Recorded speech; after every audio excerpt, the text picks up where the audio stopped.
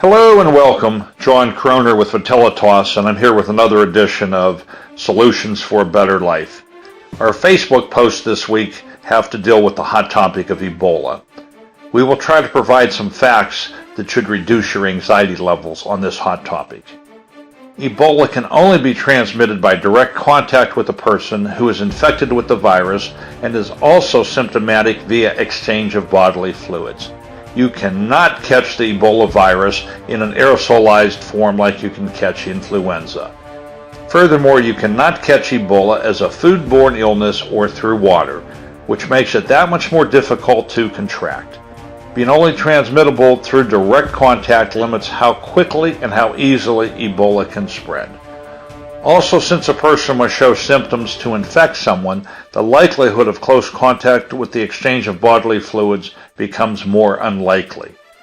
As the CDC points out, those infected with Ebola but do not present symptoms are not contagious. Unlike Ebola, many viruses like viral STDs and influenza can infect a host and make the host contagious before symptoms show. The host then unknowingly spreads the virus from one person to another before they know they are infected. To catch Ebola, you pretty much have to be in close contact with the person that is already quarantined from the Ebola virus. Ebola can kill its host in less than 2 weeks.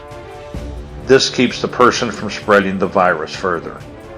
Since Ebola can't spread through anything but direct contact, it's easy to put the necessary steps in place to successfully quarantine someone who is infectious to the population and stop the disease from spreading.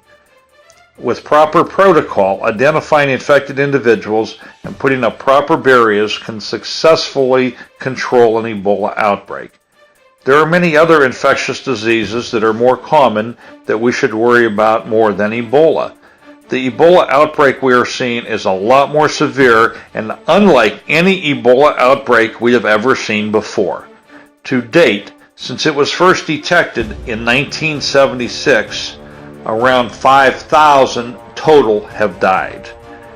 However, by comparison, there were an estimated 170,000 worldwide deaths in just 2012 due to the drug-resistant tuberculosis. In that same year, more than 500,000 deaths occurred due to malaria. Lower respiratory infections also account for a massive number of worldwide deaths each year.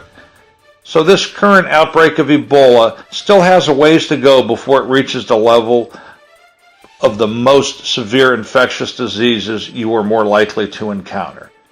While the current outbreak of Ebola is an important public health issue that we must address, it is important that we don't buy into the shock and panic. Unless you plan to visit the affected regions of Africa anytime soon, you're probably in the clear.